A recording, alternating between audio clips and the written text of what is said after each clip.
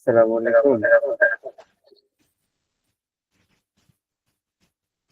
ওয়ালাইকুম আসসালাম। জি ভাই। রিদিকা আমরা শোনা যাচ্ছে? জি ভাই। আমরা কি আরো 1 মিনিট দেরি করবো কিনা? ভাই একদম 9টা পর্যন্ত অপেক্ষা করে ফেলেছি। 9টা 10 থেকে শুরু করি, তাহলে একদম এক পারফেক্ট টাইম মানে। ওকে ওকে। আমার কথা কি ক্লিয়ারলি শোনা যাচ্ছে? জি ভাই, আপনাকে ক্লিয়ারলি শোনা যাচ্ছে। ওকে, ঠিক আছে, থ্যাংক ইউ।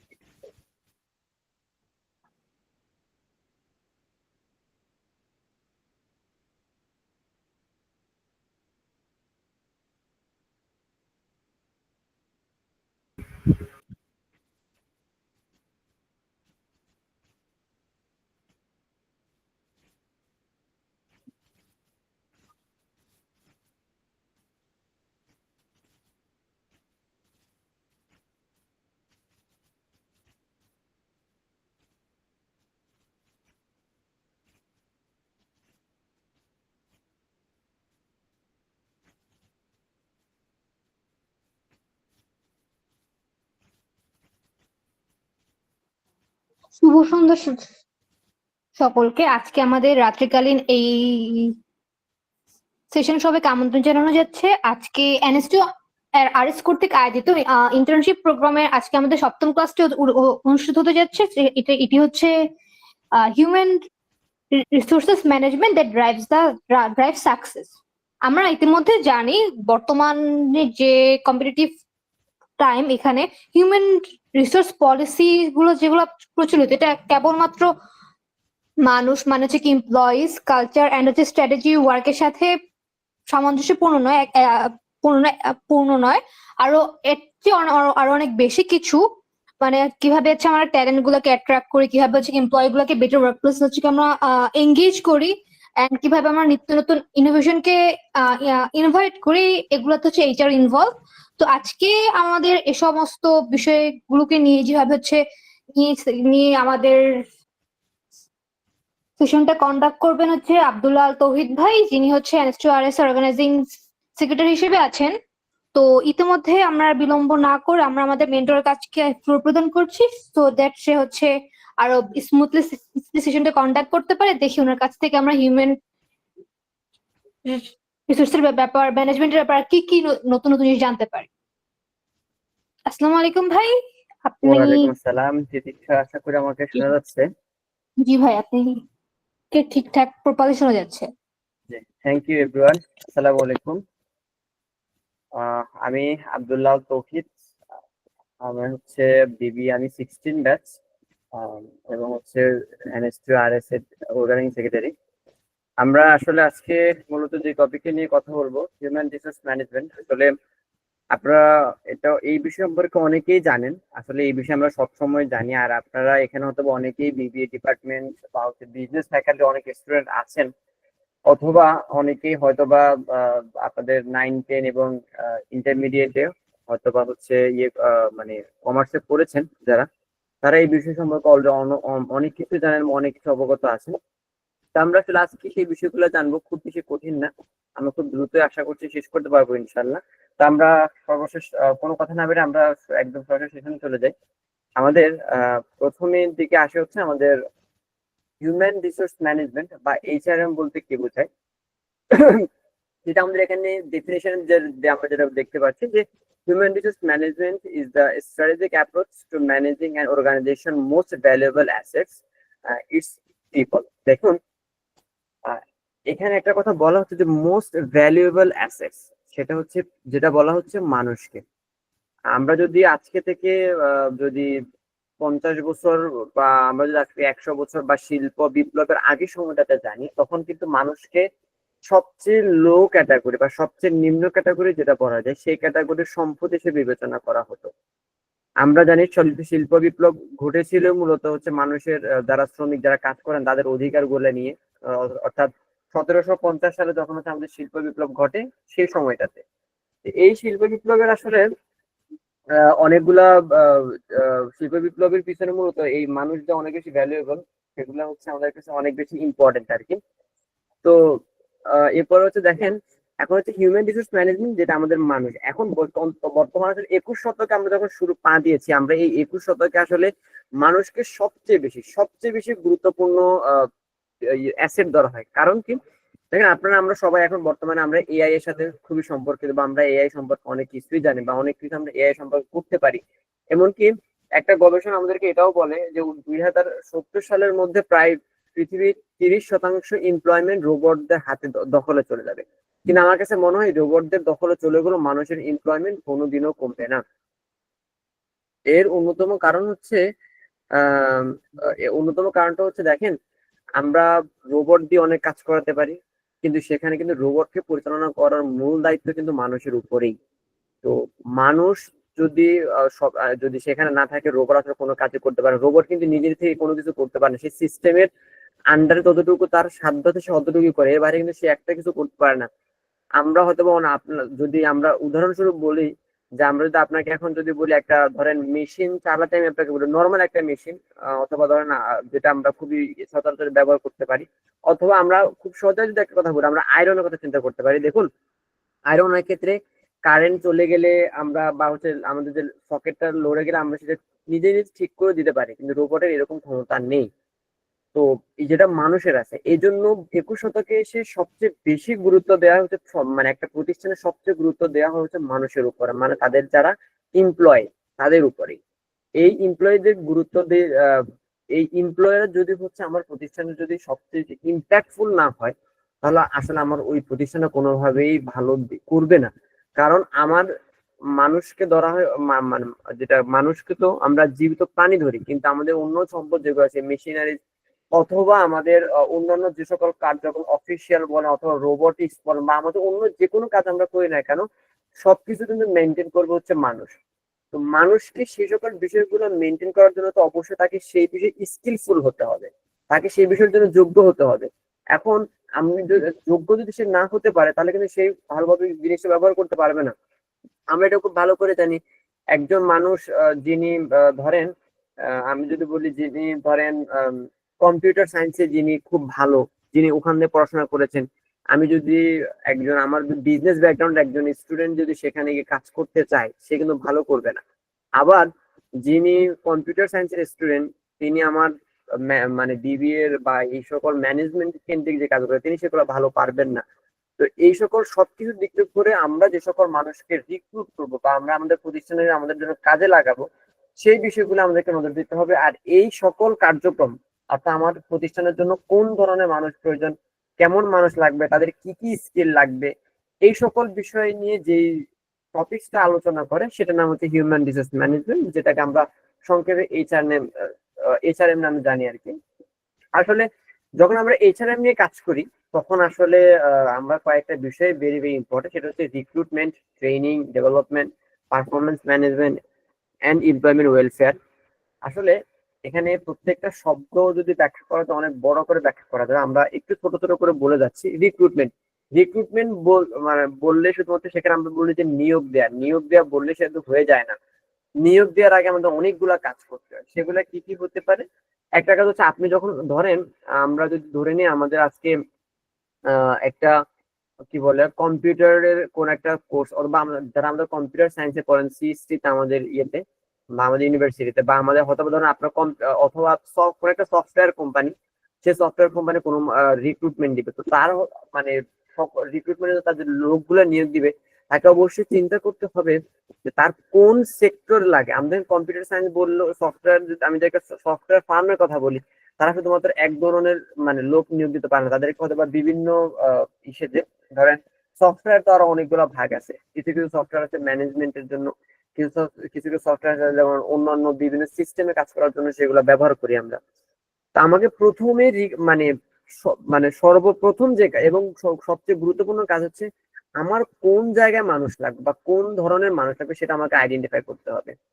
দেন আমি এই মানুষগুলাকে পাওয়ার জন্য কি করতে পারি, আমি আর তাদেরকে দেওয়ার জন্য আমি বিজ্ঞাপন দিতে পারি। এই বিজ্ঞাপনটাই সেখানে অন্যতম একটা গুরুত্বপূর্ণ। দেন তাদেরকে আমরা সাক্ষাৎকারের জন্য ডাকতে পারি। এই সাক্ষাৎকার দুভাবে হতে পারে। আবার একটা হচ্ছে আমরা সরাসরি সাক্ষাৎকার নিতে পারি, আর একটা হতে পারে তাদেরকে আমরা ওভার দা ফোনে সাক্ষাৎকার নিতে পারি। এইটা এভাবে একটা সাক্ষাৎকার নিয়ে যেতে পারে। আরেকটা সাক্ষাৎকার নিয়ে যেতে পারে, বা আমরা হয়তো তাদেরকে কিছু প্র্যাকটিক্যাল কাজ দিতে পারি। প্র্যাকটিক্যাল কাজগুলো দেওয়ার পরে হচ্ছে তারা কতটুকু আমাদের যে রিকোয়ারমেন্ট, সেই রিকোয়ারমেন্ট তারা কতটুকু ফিল আপ করতে পারছে, সেটা একটা আমাদের জন্য গুরুত্বপূর্ণ বিষয়। এন্ড অ্যাট লাস্ট আমরা হচ্ছে তাদেরকে মানে তাদের সকল ক্রাইটেরিয়া তারা যখন ফিল আপ করতে পারে, তখন হচ্ছে মূলত আমরা তাদেরকে হচ্ছে মানে ফাইনালি রিক্রুট করতে পারি। এখানে হচ্ছে আমাদের রিক্রুটের কাজ শেষ হয়ে যায়। দেন আমরা আসি হচ্ছে ট্রেনিং। দেখেন, মানুষ জন্মগতভাবে স্কিলফুল না। আমি, আপনি, আমরা যারা জন্মগ্রহণ করি, আমরা জন্ম থেকে আমরা হয়তো মানে অনেক বেশি মেধাবী না, বা আমরা অনেক কিছু পারি না, কিন্তু আমরা আমাদের প্রশিক্ষণ বা সে সকল কাজ করতে করতে করতে করতে হচ্ছে আমরা সেই বিষয়ে স্কিলফুল হয়ে উঠি। তো কোম্পানি যদি সব সময় চেষ্টা করে তিনি বাজারে, মার্কেটে সবসময় স্কিলফুল পার্সন পাবেন, এটা তার জন্য ভুল। আর এটা তার সম্পূর্ণ ভুল ধারণা। বরং কোম্পানিকে সব সময় হচ্ছে মানে স্কিলফুল পার্সন করার জন্য তাদেরকে ট্রেনিং দিতে হবে। অর্থাৎ আবার এই ট্রেনিংটা শুধুমাত্র আপনি হয়তোবা সে যখন নিয়োগ পেয়েছেন তখন আপনি দিলেন, এর পরবর্তী দিলেন না, তাহলে কিন্তু সেটা হলো হবে না। এর কেন কারণটা হচ্ছে, দেখেন, আহ, সময়ের সাথে সাথে কিন্তু কাজের ধরন অনেক অনেক অনেক কিছু চেঞ্জ হয়, এনভায়রনমেন্ট, ধরন বা অন্যান্য অনেক কিছু চেঞ্জ হয়। তো এই ট্রেনিং এর কাজটা রিক্রুটমেন্ট থেকে শুরু করে এই এমপ্লয়ি যতদিন আপনার আন্ডারে কাজ করবে, ততদিন হচ্ছে এই ট্রেনিং এর বিষয়টা তার সাথে সম্পর্কিত। অর্থাৎ ট্রেনিং আমি আজকে দিলাম, আজকে দিয়ে তার সাথে আমি আমি তার কাছ থেকে সারা জীবন আউটপুট পাবো, এইটা ভাবে একদমই মানে একদমই মানে কি বলে মানে বোকার স্বর্গে বাস করার মতো একটা কাজ আর কি। আপনারা হয়তো বা মাল্টি ন্যাশনাল আমাদের কোম্পানিগুলো দেখবেন, আর আমাদের দেশে অথবা বাইরের দেশে যে কোনো মানুষের যে কোনো মূল লক্ষ্য থাকে হচ্ছে একটা মাল্টি ন্যাশনাল কোম্পানিতে কাজ করা। এই মাল্টি ন্যাশনাল কোম্পানিতে কাজ করার একটা ফ্যাসিলিটিস বা গুরুত্বপূর্ণ একটা ফ্যাসিলিটিস হচ্ছে ট্রেনিংটা। কারণটা হচ্ছে ওরা মানে এমপ্লয়ীদেরকে কোনো কাজ দেওয়ার আগে তারা হচ্ছে তাদেরকে পর্যাপ্ত পরিমাণে ট্রেনিং দেয়, তাদেরকে পর্যাপ্ত পরিমাণে সেই পরিবেশের সাথে খাপ খাইয়ে নেয়, তারপর তারা কাজে দেয়। কিন্তু আমাদের দেশে আসলে এই বিষয়টা একটু কম হয়। আমরা আসলে চিন্তা করি যে তাকে আমি বেতন দিচ্ছি, সে আমার এখানে কাজ করছে, তার মানে হচ্ছে মানে সে অলরেডি একদম স্কিলফুল পার্সন, এরকম করে হচ্ছে মানে মানে কি বলে হালকা কিছু মানে সে কিছু হচ্ছে মানে আগে থেকে স্কিল করতে পারবে। তো এটা আসলে অনেক ক্ষেত্রে হয়। এই জন্য আমাদের দেশের আমরা যারা আছি, তো ওরা হচ্ছে মূলত মাল্টিন্যাশনাল কোম্পানিগুলোতে কাজ করতে বেশি স্বাচ্ছন্দ্য বোধ করে আছে। এরপর ডেভেলপমেন্ট। এই ডেভেলপমেন্টে মূলত আসলে ট্রেনিং এর অংশ বলা যায়। ধরেন তাকে ট্রেনিং দেওয়ার পর হচ্ছে সে কতটুকু কাজ করছে না করছে, এটা আর কি। দেন পারফরমেন্স ম্যানেজমেন্ট। দেখেন, আমি একজনকে ট্রেনিং দিলাম, দেওয়ার পরে যে সে কাজ কতটুকু করতেছে বা কতটুকু পারছে, সে আমার এক্সপেকটেশন যেখানে 100% ছিল, সেখানে সে কতটুকু ফিল আপ করতে পারছে। অথবা সে 60%, 50%, 70%, 80% পারছে, বাকি যে 20%, 30% বা 40% সে পারছে না, এটার মূল কারণ কি, এইটা আমাদেরকে বের করতে হবে, যেটা হচ্ছে আমাদের ম্যানেজমেন্ট পারফরমেন্সের মধ্যে পড়ে। And the last one is employee welfare. Employee welfare মধ্যে তাদের বেতন ভাতা দিয়ে বা হচ্ছে অন্যান্য বিষয়গুলো হচ্ছে এখানে জড়িত আর কি।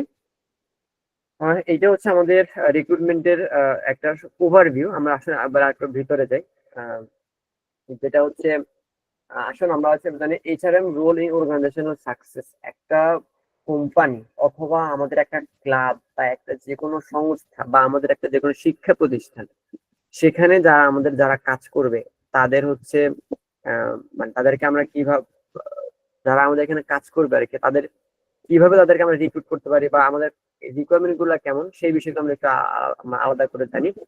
প্রথমে আসে হচ্ছে আমাদের ট্যালেন্ট অ্যাকুইজিশন। এটা হচ্ছে আসলে এটার দ্বারা বোঝা যাচ্ছে মূলত আমরা স্কিলফুল পার্সনকে হচ্ছে আমরা মানে মানে আহ্বান জানাবো আর কি, সহজ কথায় বলা যায়। যেমন যেখানে আমরা কম্পিউটার সায়েন্সের জন্য আহ্বান করছি, আমরা চাইবো তাদেরকে আনা। যেখানে আমরা কোম্পানির ম্যানেজমেন্ট, ফাইন্যান্স অথবা অন্যান্য বিষয়ে আমাদের প্রয়োজন, আমরা আমাদের কোম্পানির যে স্পেসিফিক যে কাজ, আমরা সেখানে হচ্ছে তাদেরকে আমরা মানে তাদেরকে আমরা আহ্বান জানাবো আর কি। কারণ আপনার প্রতিষ্ঠানের জন্য কম্পিউটার সায়েন্সের লাগলে আপনি তাকে কম্পিউটার সায়েন্সের অবশ্যই স্টুডেন্টকে ডাকবেন। আপনি তো অবশ্যই কোনো প্রকারের বিবিএর স্টুডেন্টকে ডাকার সুযোগ নেই। বা যেখানে আপনার ম্যানেজমেন্টের জন্য প্রয়োজন, সেখানে তো হচ্ছে আপনি কম্পিউটার সায়েন্সের কাউকে ডাকলে হবে না। এরপরে আসেন হচ্ছে আমরা এমপ্লয়ি ডেভেলপমেন্ট। এটা আমরা অলরেডি বলে ফেলছি, এমপ্লয়ি ডেভেলপমেন্ট যেটা আমরা আগে বললাম। যে হচ্ছে তাদের মধ্যে হচ্ছে তাদেরকে বিভিন্ন প্রকার ট্রেনিং দেয়া, অর্থাৎ তাদের নিজেদের যে স্কিল সেটা বৃদ্ধি করার জন্য আমরা যতগুলো কাজ করি সেটা হচ্ছে এমপ্লয়ি ডেভেলপমেন্ট আন্ডারে। দেন এমপ্লয়ি এঙ্গেজমেন্ট, এটা হচ্ছে মূলত একটা স্ট্রং অর্গানাইজেশনাল কালচার তৈরি করা, যেটাকে আমরা বলি হচ্ছে কি বলে সবাই সবার পরিপূরক হিসেবে কাজ করা। অর্থাৎ একটা প্রতিষ্ঠানে 10 জন এমপ্লয়ি থাকলে সেই 10 জন এমপ্লয়ি একে অন্যকে হচ্ছে সাহায্য মানে করে কাজ করবে। এখানে কেউ কারো কম্পিটিটর না, এখানে সবাই সবার পরিপূরক হিসেবে কাজ করবে। যেমন আমরা যদি বলি, ধরেন আমরা এটা সবাই জানি যে 10-এর লাঠি 1-এর বোঝা। প্রতিষ্ঠানটা হচ্ছে ব্যক্তি স্বার্থের ঊর্ধ্বে, সেটা সবার স্বার্থ নিয়ে ভাবতে হয় একটা কোম্পানিকে। কিন্তু সেখানে যদি দলাদলি অথবা হচ্ছে আমরা ব্যক্তি স্বার্থটাকে চিন্তা করি, তাহলে কিন্তু সেটা আসলে হয় না। সেটা আমাদের প্রতিষ্ঠানের জন্য আলটিমেটলি অনেক বেশি হচ্ছে ক্ষতিকর আর কি। তো এই জন্য একটা প্রতিষ্ঠানের যখন আমরা এই হিউম্যান রিসোর্স ম্যানেজমেন্ট নিয়ে কাজ করব, তখন হচ্ছে আমরা তাদেরকে একটা স্ট্রং মানে অর্গানাইজেশন কালচার তৈরি করতে হবে। তবে এই স্ট্রং কালচার তৈরি করতে যে শুধুমাত্র যারা এমপ্লয়ি তাদের যে দায়িত্ব তা কিন্তু না। যারা কোম্পানির এমপ্লয়ার, অর্থাৎ যারা কোম্পানির মালিক বা হচ্ছে যারা কোম্পানি ম্যানেজ করে বা ম্যানেজমেন্টে তাদের দায়িত্বে থাকে, তাদেরও দায়িত্ব। অর্থাৎ এক যারা এমপ্লয়ার, যারা এমপ্লয়ারদের মূল কাজ হচ্ছে তাদের এমপ্লয়িরা কার কার আন্ডারে কাজ করবে। অর্থাৎ আমি যদি ধরে নিই আমাদের আমি যদি আপনাদের উদাহরণ দিই, ধরেন আপনার ফাইন্যান্স সেক্টর, যদি ফাইন্যান্স সেক্টরে যদি কাজ করবে 10 জন, সেখানে আপনি কি আপনার কাজ হচ্ছে একজনকে আপনি হেড বানিয়ে দেওয়া, সে হেড থাকবে। বাকি যারা আছে তারা হচ্ছে তার নির্দেশনা মানবে। তারা কোনোভাবে অ্যাকাউন্টিং ডিপার্টমেন্টের যারা, অ্যাকাউন্টিং সেক্টরের যারা, অর্থাৎ টাকা পয়সা নিয়ে যারা কাজ করবে, তারা অর্থাৎ হিসাব নিকাশ যারা টাকা পয়সা রাখবে, সেই হিসাব মানে তারা কোনোভাবে হচ্ছে অর্ডার ফাইন্যান্স সেক্টর থেকে পাবে না। আবার যারা ফাইন্যান্স সেক্টরে কাজ করবে তারা হচ্ছে অর্ডার পাবে না হচ্ছে আবার অ্যাকাউন্টিং সেক্টর থেকে। আবার যারা ম্যানেজমেন্ট সেক্টরে কাজ করবে তারাও আবার অ্যাকাউন্টিং বা ফাইন্যান্স সেক্টরে তারা অর্ডার পাবেন। অর্থাৎ তারা তাদের হায়ারার্কি বজায় রাখবে, তাদের আন্ডারে, অর্থাৎ তারা যার আন্ডারে তারা হচ্ছে তারটাই মনে রাখবে। এই ক্ষেত্রে আমরা একটা ভালো উদাহরণ দিতে পারি আমাদের ডিফেন্স সিস্টেম। আপনারা এটা হয়তো বা জানেন যে একটা ডিফেন্সে একটা ইউনিটের যিনি কমান্ডার, তার কথা ছাড়া তার ইউনিটের একটা শূন্য লড়বে না। ধরুন আমি হচ্ছে আপনাদের মধ্যে কেউ একজন আমাদের সেনাবাহিনীর জেনারেল, আমাদের এখন দেশে যেরকম আমাদের জেনারেল ওয়াকারুজ্জামান আছেন, আপনাদের মধ্যে কেউ একজন হচ্ছে ধরুন ওয়াকারুজ্জামান। তিনি এসে যদি একটা ইউনিট, ধরুন আর্টিলারি ইউনিট, সেনাবাহিনীর একটা ইউনিট হচ্ছে আর্টিলারি ইউনিট, তিনি যদি আর্টিলারি ইউনিট করে শূন্যকে বা 10 জন সৈন্য সেখানে আছে, উনি যদি এসে বলে যে এখন হচ্ছে এই বাংলাদেশের বা এই জায়গায় হচ্ছে যুদ্ধ হচ্ছে, তুমি দ্রুত চলে যাও, ওখান থেকে একটা সৈন্য মানে 1 পা পর্যন্ত লড়বে না। সে সেনাবাহিনীর প্রধান হলো, তার এটা দেখার বিষয় না। কেন? কারণ সেখানে chain of commander very very important.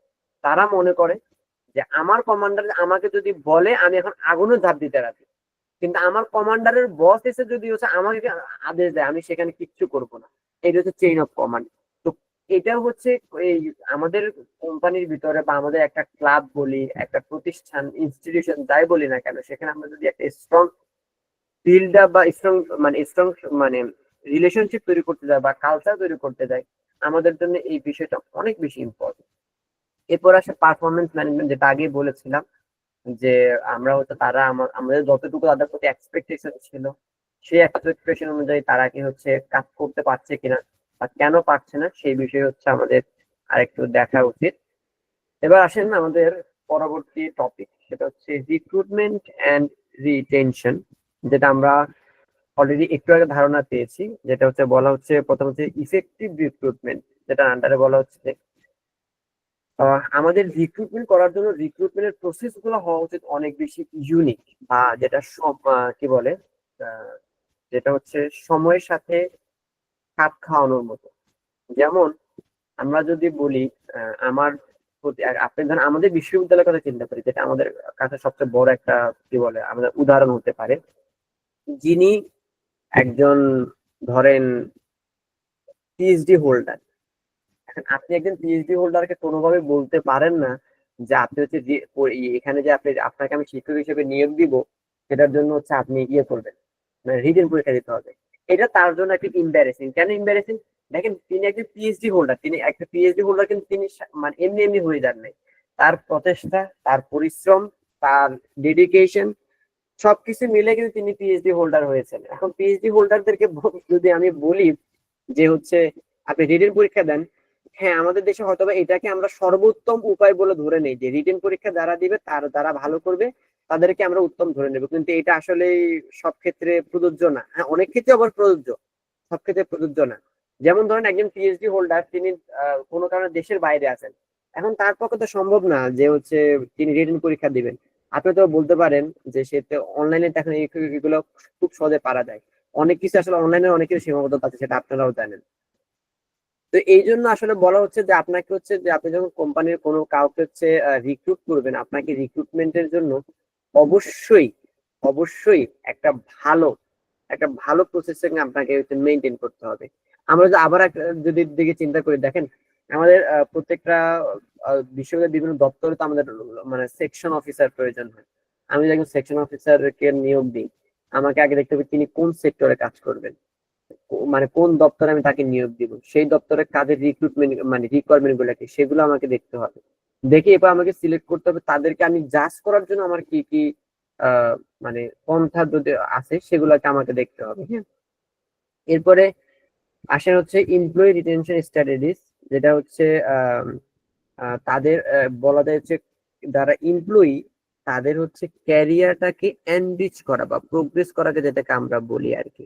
অর্থাৎ আপনি তাকে নতুন নতুন কাজ দেয়া বলতে আপনি হয়তো বা আজকে তাকে এক রকমের কাজ দিয়েছে, তাহলে সেই কাজটা প্রথমে ভুল করবে, স্বাভাবিক। আমরা এক যেটা আমরা একটু আগেই বলেছিলাম যে একজন মানুষ জন্ম থেকে কিন্তু তিনি ইয়ে হন না, মানে স্কিলফুল হন না।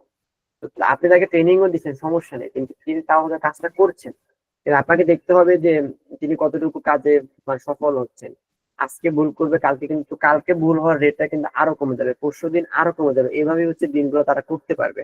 হ্যাঁ, তো এরকম ভাবে করার পর যখন দেখছেন সে একজন এমপ্লয়ি একটা কাজে খুব বেশি ইয়ে হয়ে গেছে, মানে স্কিল হয়ে গেছে, তাহলে আপনি তাকে হচ্ছে অন্য একটা কাজে নিয়োগ দেওয়া উচিত। তবে এখানে আর একটা বিষয় ইম্পর্টেন্ট, মানে কাজের কিন্তু অনেকগুলো ধাপ থাকে। আমরা যদি প্রথম ধাপ, দ্বিতীয় ধাপ, তৃতীয় ধাপ বলি, সেরকম ভাবে আমাদেরকে চিন্তা করতে হবে। এখানে একটা বিষয় ইম্পর্টেন্ট, ধরেন একজন ব্যক্তি আগে যদি ছিল ম্যানেজমেন্টে, আপনি তাকে হচ্ছে মানে অ্যাকাউন্টিং অথবা হচ্ছে ফাইন্যান্স বিভাগে দিতে পারেন না, কারণ হচ্ছে সেটা কিন্তু তার সম্পূর্ণ অজানা একটা সম্পূর্ণ অজানা একটা তার জন্য সেক্টর। বরং ম্যানেজমেন্টের হয়তো আগে তিনি ছিলেন মানে সাব ম্যানেজার বা কো ম্যানেজার, এখন তাকে আপনি হয়তো ম্যানেজার পদে দিতে পারেন, সেটা তার জন্য ভালো হতে পারে।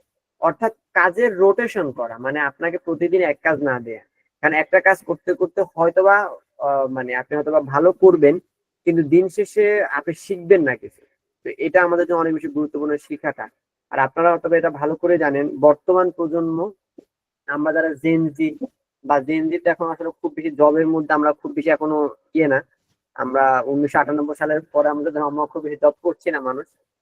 তো বা আমাদের ইমিডিয়েট মানে সিনিয়র যারা আছেন আর কি, যে জেনারেশনে, তো উনারা হয়তো বা এখন এরকম এমপ্লয়িরা চায় যে তাদেরকে বিভিন্ন কাজ দেওয়া হোক, একটা কাজ তারা যখন স্কিলফুল অন্য একটা কাজ দেওয়া হোক। তো এই তাদের যে স্কিলটাকে যে মানে উত্তরোত্তর বৃদ্ধি করা, এই উত্তরোত্তর বৃদ্ধি করাটাকে বলে হচ্ছে এমপ্লয়ি রিটেনশন স্ট্র্যাটেজিস।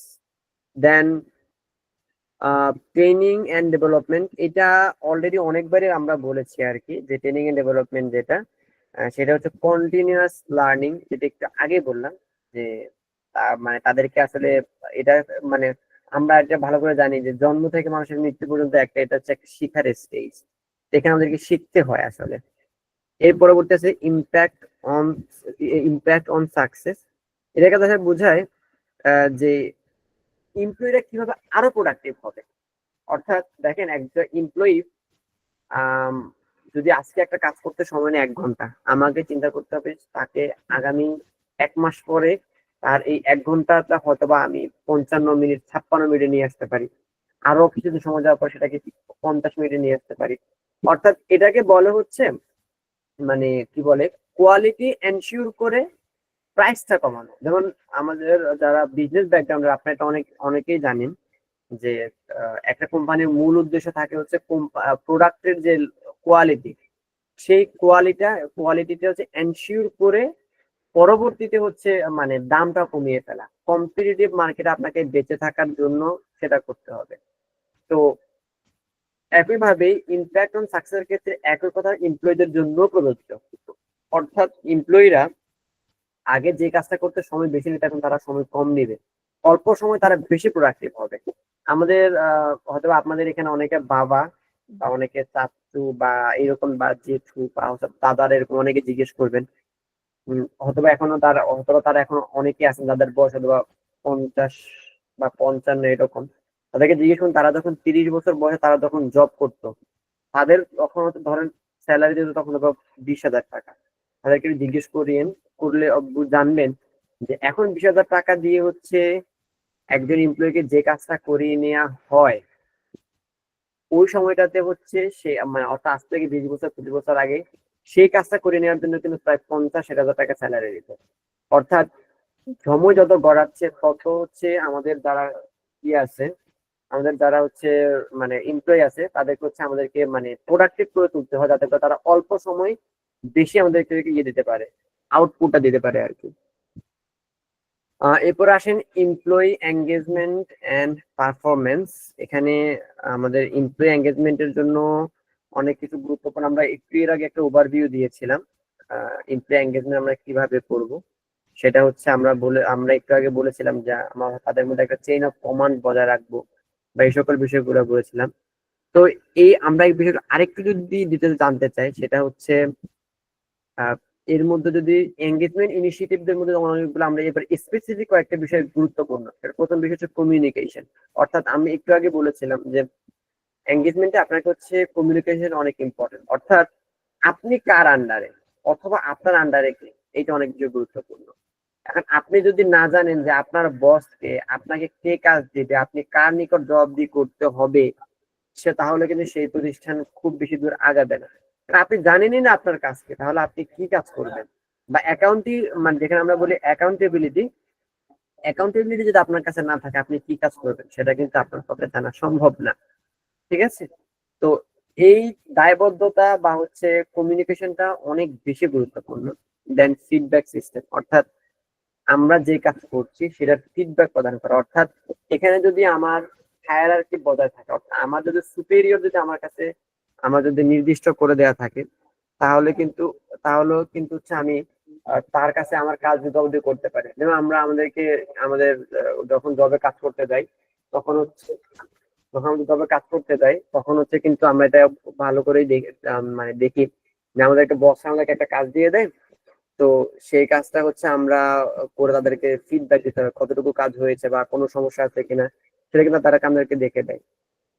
এখানে আরেকটা বিষয় গুরুত্বপূর্ণ, সেটা হচ্ছে টিম বিল্ডিং অ্যাক্টিভিটিস। অর্থাৎ আমাদের মধ্যে হচ্ছে একটা টিম বিল্ডিং করতে, অর্থাৎ আমরা একটু আগে যেটা একটা প্রবাদ বলেছিলাম যে 10-এর লাঠি 1-এর বোঝা, সেটা আমাদেরকে গুরুত্বপূর্ণ যে আমরা সবাই মিলে কাজ করব। অর্থাৎ এটা অনেকটা আমরা সবসময় একটা শব্দ, খুব কম একটা শব্দ ব্যবহার করি, সেটা হচ্ছে পরিবার। পরিবারের কেউ কারো এগেনস্টে না, সবাই সবার জন্য সহযোগী বা কোঅপারেটর সবাই। তো এমপ্লয়ীদের ক্ষেত্রেও সেম কাজ করতে হয়, যে তাদেরকে অবশ্যই একে অপরের হচ্ছে কি বলে তাদের মানে একে সহযোগী হিসেবে কাজ করতে, তাহলে কোম্পানি অনেক বেশি এগিয়ে যাবে আর কি। এরপর লিঙ্ক টু সাকসেস। এখানে লিঙ্ক টু সাকসেস এর মধ্যে অনেকগুলো যেটা গুরুত্বপূর্ণ সবচেয়ে, সেটা হচ্ছে লয়ালটি। লয়ালটি সবচেয়ে বেশি গুরুত্বপূর্ণ, কারণ কোম্পানির ইয়ের মধ্যে যদি কোনোভাবে যদি লয়ালিটি না থাকে এমপ্লয়ীদের মধ্যে, তাহলে সেই কোম্পানি কোনোভাবেই কি বলে ভালো করতে পারবে না। এটা যে কোনো প্রতিষ্ঠানের জন্য খুবই গুরুত্বপূর্ণ।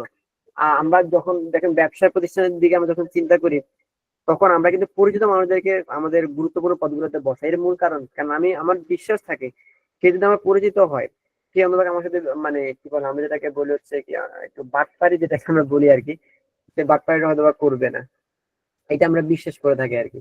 তো এই জন্য এমপ্লয়ীদের মধ্যে হচ্ছে মানে এই লয়ালটিটা ধরে রাখাটা অনেক ইম্পর্টেন্ট। তবে এই লয়ালটি ধরে রাখার যে মানে কি বলে শুধু যে এমপ্লয়ীদের কাজ তা না, যারা এমপ্লয়ার তাদেরও একই সাথে এটা গুরুত্বপূর্ণ। আর আপনারা এটা খুব ভালো করে জানেন, বিভিন্ন এখন বড় বড় কোম্পানিগুলা লয়ালটি টেস্ট করার জন্য অনেক কিছুই কাজ করে থাকে। তারা বিভিন্ন প্রকারের মানে পরীক্ষার মাধ্যমে মানুষকে ফালিয়ে দেয়, বিভিন্ন সিচুয়েশনের মধ্যে ফেলে দেয়। দেখেন আপনি কতটুকু লয়ালটি পরীক্ষায় উত্তীর্ণ হতে পেরেছেন, এইটা অনেক বেশি গুরুত্বপূর্ণ। এবার পারফরমেন্সের ক্ষেত্রে আমাদের কিছু গুরুত্বপূর্ণ বিষয় খেয়াল রাখতে হয়, কি কম্পোনেন্টস।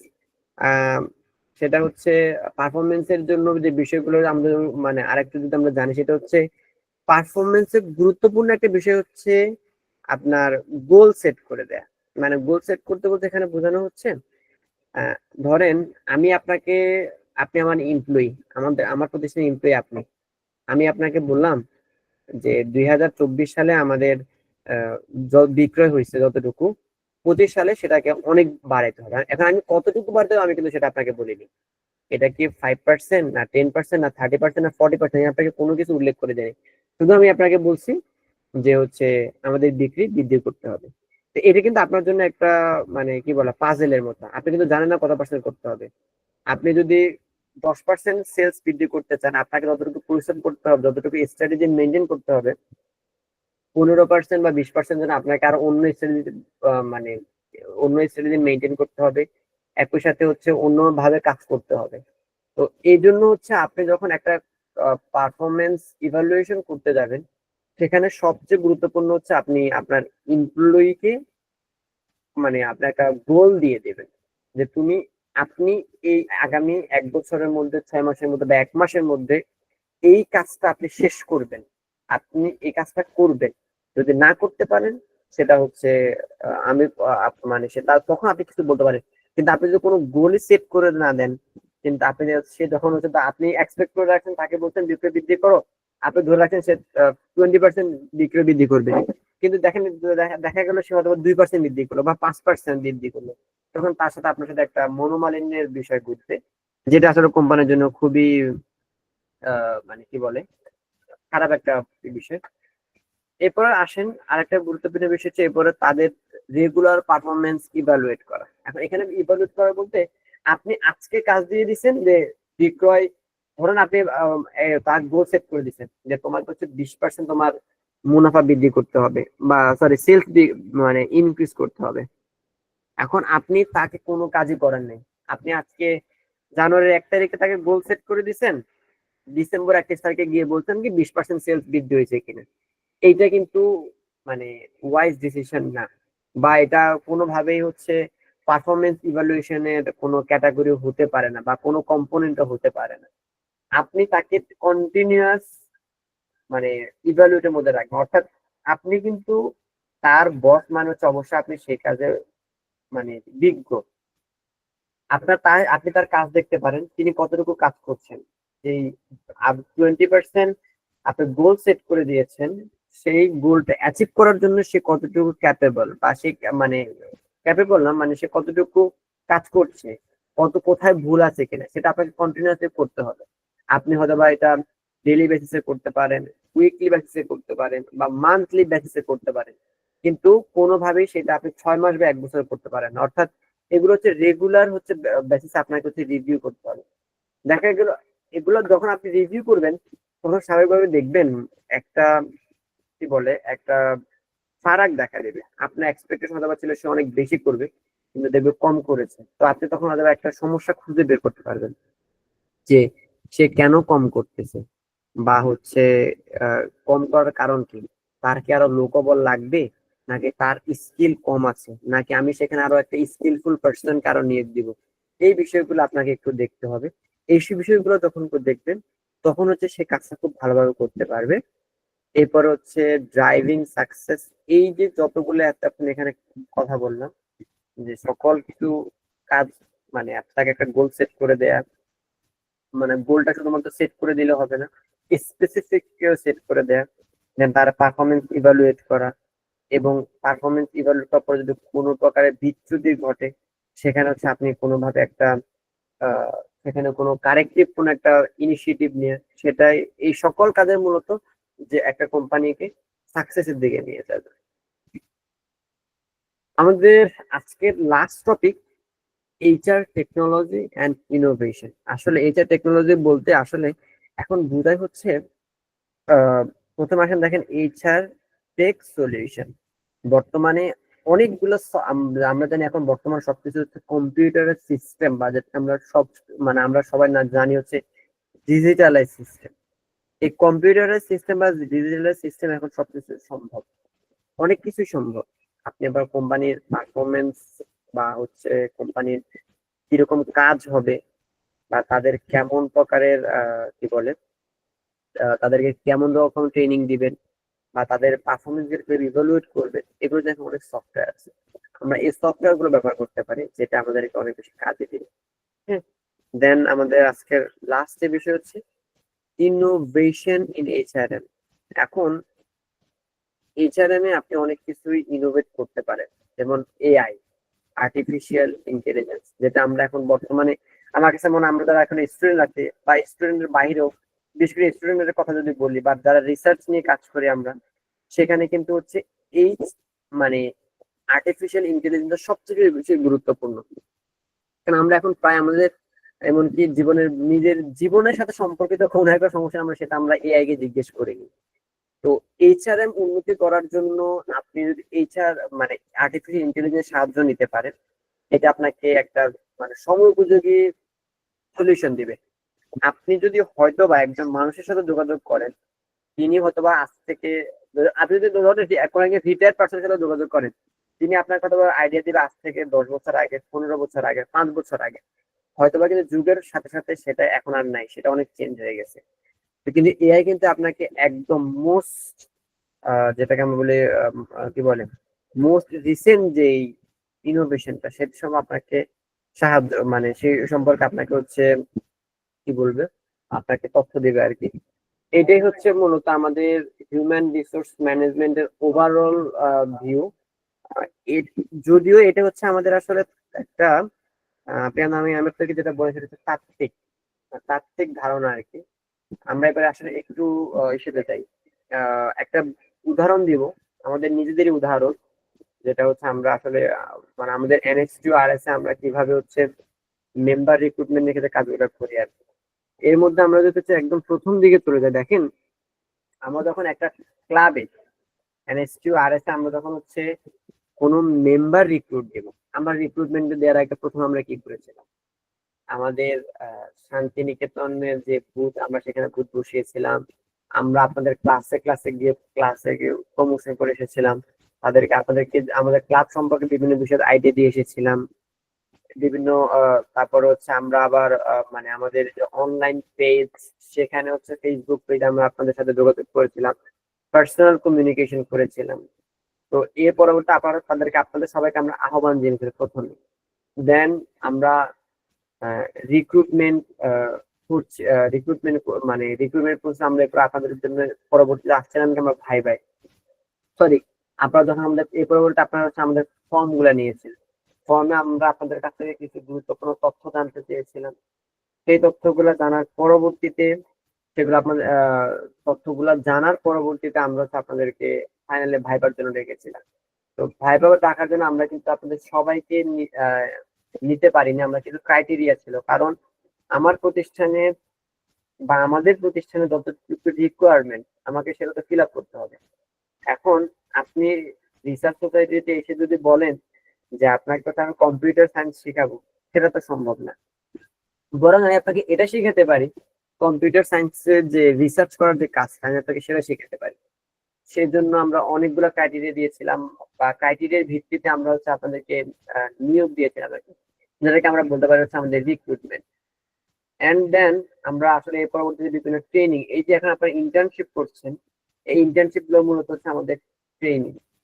অর্থাৎ আপনি তো আমাদের ক্লাবে ঢুকে আপনি যে একদম স্কিলফুল পারসন তা তো না, আপনাকে হচ্ছে আপনার স্কিল বৃদ্ধি করার জন্য যা যা করা প্রয়োজন, বা এনএসটিউ আরএস এর আপনি যখন আমাদের সাথে কাজ করছেন, এই আরএস কে সামনে নিয়ে যাওয়ার জন্য, এবং একই সাথে আপনি নিজের ব্যক্তির উন্নয়নের জন্য কি কি করা লাগবে, সেই বিষয়গুলো কিন্তু হচ্ছে আমরা আপনাকে ট্রেনিং দিচ্ছি।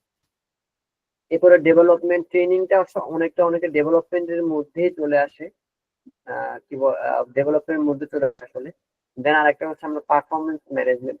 আমরা বিভিন্ন সেশন গুলো সেই পরবর্তী আপনাদেরকে আমরা কাজ দিয়ে থাকি, আপনারা সেই কাজগুলো করেন। তো এইটা হচ্ছে মূলত আমাদের মানে কি বলে পারফরমেন্স ম্যানেজমেন্টের মধ্যে পড়ে।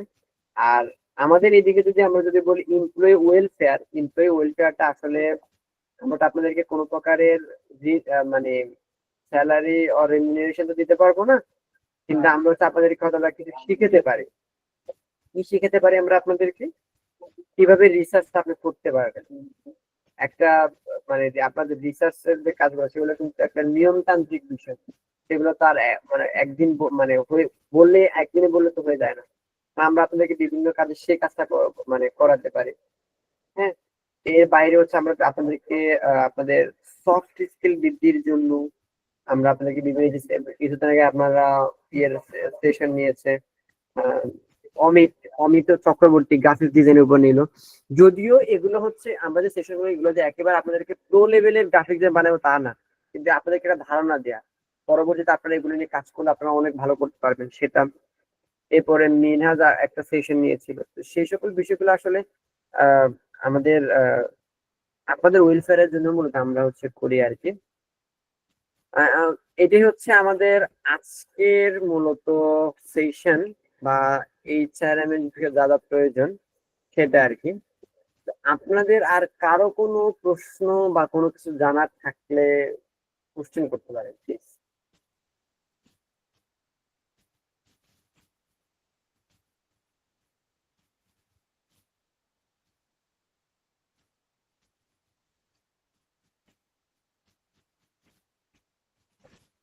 আমার কথা কি শোনা যাচ্ছে? আপনাদের কি কারো কোনো প্রশ্ন আছে কিনা? যদি কোনো প্রশ্ন থাকে আমাদেরকে বলতে পারেন,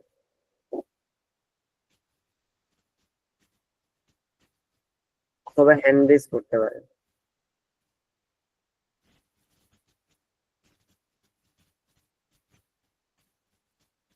কারো কোনো প্রশ্ন নেই?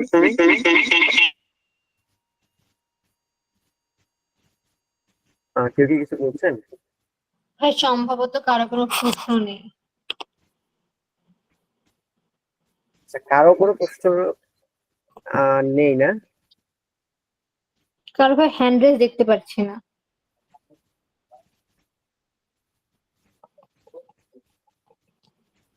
আচ্ছা আচ্ছা, যদি কারো কোনো প্রশ্ন নেই, আপনাদের আগামীকালকে যে টাস্ক সেটা হচ্ছে আপনার ধরেন আপনি হচ্ছেন আমাদের মেম্বার রিক্রুটমেন্ট সেক্রেটারি।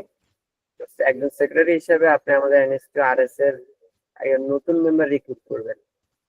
সেই রিক্রুট করার জন্য তার কি কি গুণ থাকা উচিত সেই বিষয়গুলোর একটা লিস্ট, বা এটা আপনারা যেভাবে করতে পারেন, আপনারা যদি একটা স্লাইড আকারও দিতে পারেন সেটাও ভালো।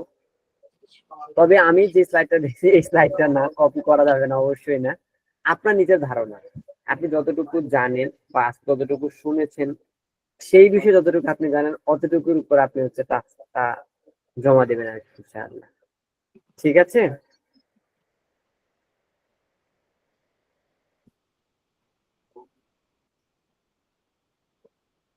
আপনাদের আর যদি কারো কোনো প্রশ্ন না থাকে তাহলে আমরা আজকে এখানেই শেষ করতে চাচ্ছি।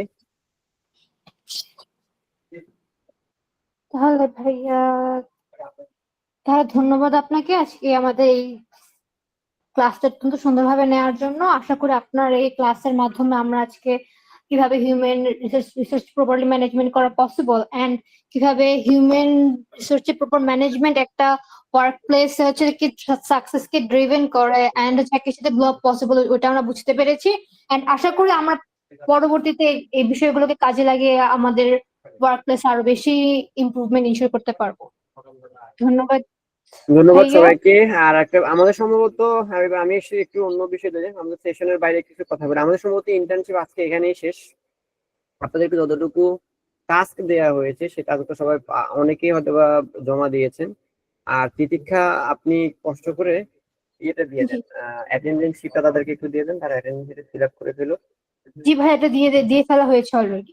ও আচ্ছা আচ্ছা, তাহলে আপনারা অ্যাটেন্ডেন্স দিয়ে দিবেন। আর আশা করছি আমরা ইন্টার্নশিপের আগে আপনাদেরকে যতগুলো কমিটমেন্ট দিয়েছিলাম, যা যা আপনাদেরকে সার্টিফিকেট এবং অন্যান্য কিছু প্রোভাইড করবো, সেই সব বিষয় নিয়ে আমরা আপনাদেরকে সবকিছুই কভার করে দেবে ইনশাল্লাহ।